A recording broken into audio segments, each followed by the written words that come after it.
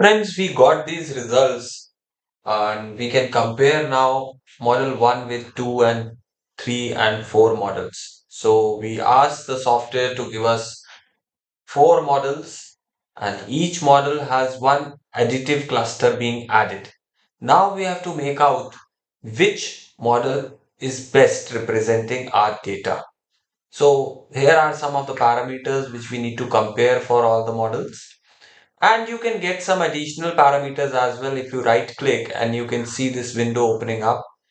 We can click on any of them if we want specifically for our data analysis. For now, this is well and sufficient for comparing the data for the models. So you see here the first column is LL, which means log likelihood. Better the value, better is the model fit. So we see that -12828 in case of model 4 is a higher value as compared to other three. So it's a higher value, more towards the positive side. So we can say that model 4 is better. Next consideration is looking at BIC log likelihood, that is Bayesian information criterion, and ACAIX information criterion AIC log likelihood.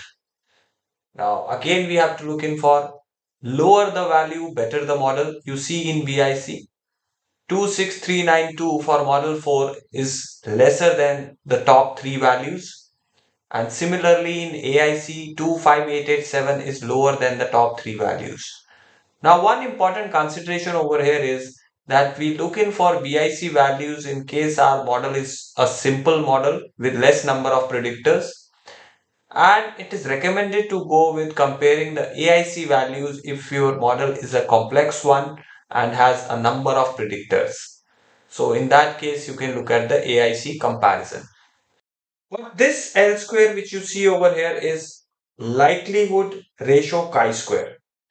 It is a derived statistic and it is assessed for estimating the goodness of fit, not for model selection. So in this case, we see if we see the p-value, all of them are significant p-values. They are less than 0.05. But for goodness of fit test, if you recall, even in the case of chi-square goodness of fit test, we want p-value to be insignificant. So in this case, the p-value is significant, so we can say none of the model fits well. So what to do in this case? Actually, all the p-values which are less than 0.05 depict a poor fit, but it is completely normal. As with increase in the sample size and many parameters, this value of L square, that is likelihood ratio chi-square, almost becomes significant. So we use it relatively as per the model to compare across the models, and we assess it as per its decreasing value. We see decrease in the value, that means model fit is improving. So you see here the value is decreasing, and when we reach model 4 the value is 21405, which is lesser than the top three values. So that means model is improving. Next we come to see the maximum bivariate residuals. Now what is this maximum bivariate residuals? It is actually the relation between indicator variables to test the local fit of the model. If we find the values more than 3, then it is a problematic model and we need to add in more clusters or more direct variables to measure the model. It is calculated as chi-square divided by degrees of freedom and has expected value of 1 by chance. So in this case we say that it should not be over 3. In this case we see that the values are quite higher than 3. So this tells us that model does not fit well. None of the model fits well.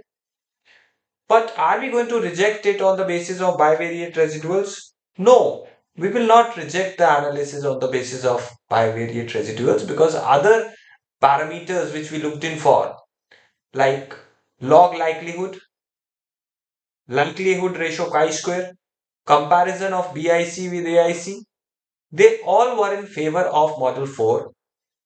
So only one analysis shows us that it is opposite to the results which we got from other three analyses. Then we look at VLMR value. So this indicates that as we go to a complex model having higher number of classes, whether it shows improvement over the previous model or not. Since all of them show a significant p-value less than 0.05, so we can say there's an improvement between the models as we go from lower level to the higher level, and model keeps on improving. And this is the classification error. So this means how much error is possibly made on assigning the clusters to the respondents by this model. So for model 4, 4% of error could be there. For model 3, 3.8% of error. For model 2, 2.6% of error. So here again we see that model 4 has higher error as compared to model 3 in assigning the classes to our respondents. Still, other results are in favor of model 4, so we'll stay with that, and this is not a big difference, 0.0383 and 0.0409.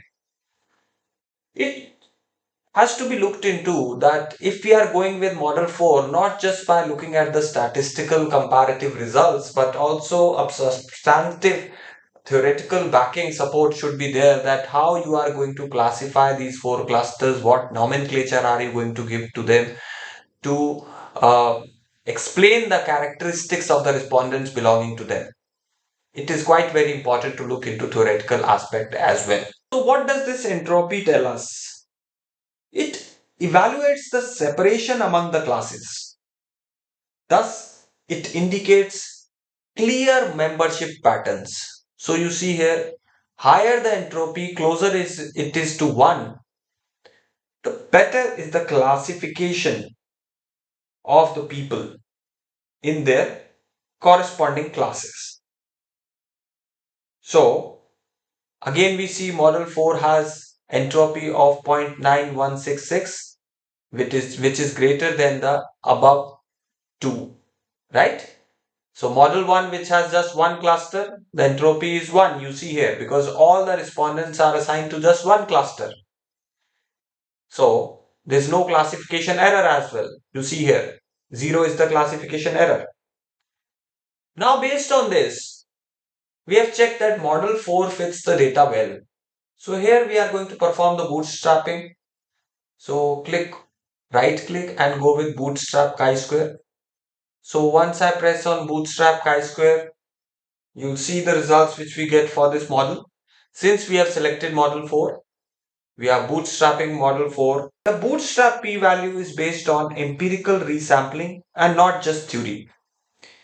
Here the observed data is compared to this empirical distribution. So let us see what is the difference over here.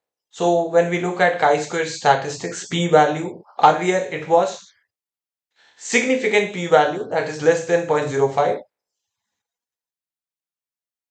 And now we have a p-value which is greater than 0.05. So you see here 0.304. That means bootstrap p-value tells us that our data fits the predicted values well. And we are good to go with this model as the p-value is insignificant in this case, right? So we are able to select this model and go ahead with the interpretation of its parameters. Now let us go to parameters tab. What do we see here? In models for indicators, these numbers which you see are actually in log linear scale. So what we can do with this? They are not easy to interpret. Rather, we get to see the relative weighting of response categories and compare it with others. So, latent gold, as it is using a single effect coding, when you look at the sum of all effect parameters, it will come to 0. So, when you add up all of them, 0.6219 minus 0.3422 minus 0.9812 9818 plus 0.7021. So you'll get a value summed up to 0. So here we can look at the Waltz value, which tells us the usefulness of that indicator in predicting the likeliness of respondent belonging to a particular class or cluster. So if the p-value is significant, that is less than 0.05, which is there in all these cases you see, in that case we say that that indicator is meaningfully contributing to the classification of the respondents in their classes. Next, we look at loadings. So under parameters, we click on loadings. And this tells us how much variance in each variable is explained by cluster membership. Variance in each observed variable, these observed indicators, is explained by the cluster membership. Higher value shows cluster differences explain more of this variable.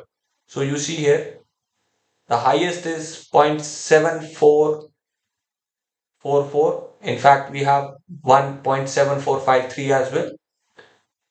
So this shows that the cluster differences explain more of these variables, x6 and x13. Less values mean that the clusters barely are able to differentiate this observed indicator. Next, we look at the R square. So what does it tell us in terms of, in context of mixture modeling? It tells me the answer for that if I would know which class a person belongs to, how well can I predict their response on the variable, that is observed variable. So in case I know that a person belongs to class 1, right? Cluster 1. So how well am I able to predict his response pattern on variable which is x1? So I would be able to predict by 40.74% that which response category he is going to check on, select for x1 indicator. Now next we go to profile, and in profile what do we see? You see, for all the variables we got the results, all the observed variables, and these are the options from 1 to 5 as they were marked on Likert 5-point scale. First is the cluster size. So a rule to be followed over here is none of the clusters should be less than 5% of the respondents. Should have at least 5% of the total respondents. So here we see that 14.45% of respondents fall in cluster 4, 22.12% fall in cluster 3, 29% fall in cluster 2, and 34% fall in cluster 1. So none of the clusters have less than 5% of the respondents. So that is okay. And then we look at this result of conditional probabilities, which tells us what kind of people are landing in each cluster. So what kind of people are landing in each cluster? So you see here in cluster 1, we know that 34% of our entire sample respondents would lie in cluster 1. What would be their response pattern on variable 1 options? Like who will be checking on strongly disagree? How many would be checking? What is the probability of them selecting option 2, what is the probability of them selecting option 3 and selecting option 4 and option 5. So this is known as conditional probability. We'll go and check on profile plots. So when I click on profile plot, you go get something like this, which depicts the same analysis which you got here in number in numerical form. Now you get it in graphical form. And here you see cluster 1, 2, 3 and 4. As you click on a cluster, you'll get to see the trend line of responses on that cluster. So when I go to probability means, it shows me the row wise percentage probability. Now next I'll check on bivariate residuals and p-values. So you see here, as I told you earlier also, none of the bivariate residuals should be greater than 3. So when we look at this diagonal line, x7 and x6, you see here 39.4515 and x8 and x7 88.89. Rest all of them falling on the diagonal, you see their values are less than 3. So these are problematic indicators, but for now we'll not remove them. There are remedies for addressing the bivariate residuals. Maybe you can add more clusters. But for now, I'm just showing you that how to interpret and what to look in for in the results of mixture modeling, especially latent class analysis. We go to estimated values model. Herein again, we'll see the estimations of people marking a particular response on a particular variable. When you see the profile, you see here 0.0116 and this value is same over here 0.0116. Then let us check the next value 0.0418. So this is in a vertical column here 0.0418. So the same profile information which you got over here in vertical form, now you have it in horizontal form in estimated values model like this. You see here it was like this up to down and here it is from left to right. Okay, now what next has to be done? Once we have assessed the parameters, we have looked into the profile and probability means. What should we do next? Now we have to use conditional bootstrap to compare the model 4 with model 3 on bivariate residuals. So the bivariate residuals which I see over here, I need to compare it with model 3 so as to assess which model is better. So what to do in this case? I'll again go to model 4 that we can identify it better. So I'll rename it to selected model 4, right? So that we can easily identify results. And now we have to generate conditional bootstrap to compare model number 4 on bivariate residuals values with model number 3. So I'll go back to the original model 4, right click, and this time I'll do bootstrap -2ll diff. So difference, diff stands for difference. So difference in log likelihood between model 3 and model 4. So let us see. Click on this thing. Eligible models, it shows me which model you want to compare this model 4 to. I want to compare it with model 3, that is 3 cluster solution. Press OK. And now you see the software is conducting the bootstrapping. It will give me the results in a while. And by looking at these results, I can be sure that model 4 is better than model 3 according to my laid down data. If the p-value comes out to be significant, that is less than 0.05, that means the model with higher number of classes is better than the one which had less number of classes. So let us wait and check on the value. So we see here the bootstrap likelihood ratio test. You see here bootstrap likelihood ratio test. The p-value comes out to be 0.000, that is less than 0.05. And this is the log likelihood difference between the two models. So this means the model with higher number of classes, that is model 4 with 4 clusters, is a better solution than model 3. So now we can be sure that we go with model 4 classification. Now finally, when we have assessed the model, uh, we want to we want to take an output of the classification of different respondents and how we can get that output.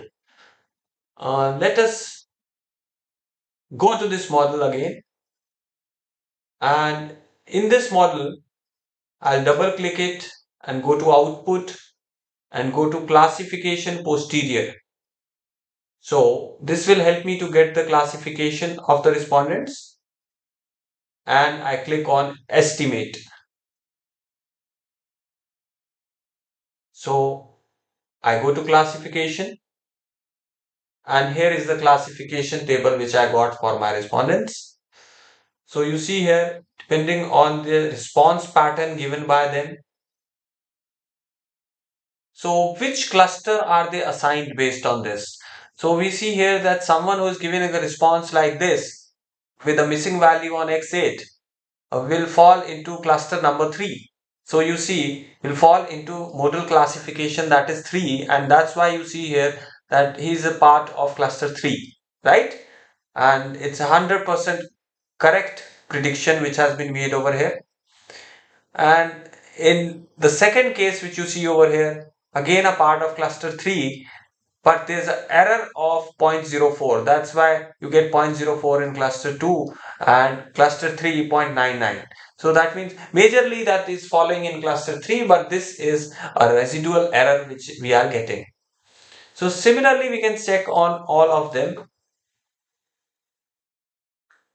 So, and now we want to export this classification of the respondents. How we can do that? So it's simple.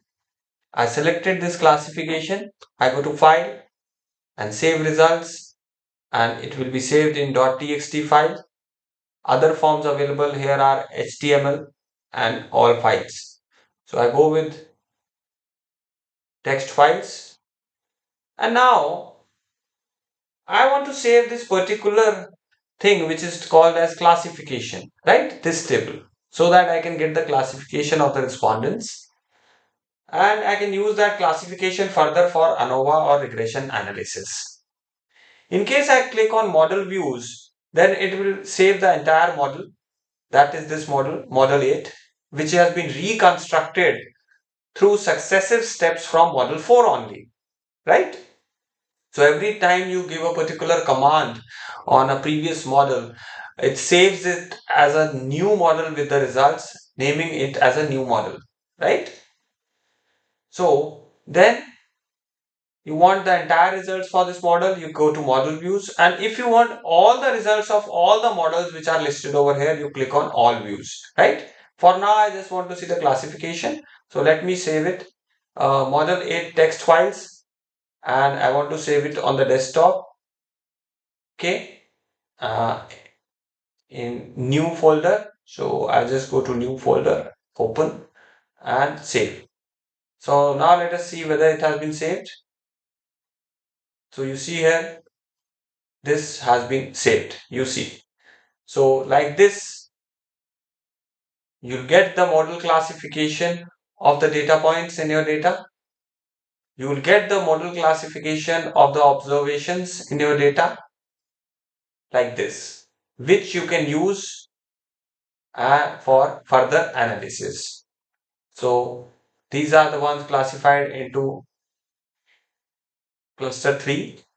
This is into cluster 2, cluster 3, cluster 4. This is how you get the results. So I hope this video was informative and useful for you, and you will definitely share it with your friends and faculty colleagues. See you next time with some more informative content. Till then, thanks a lot.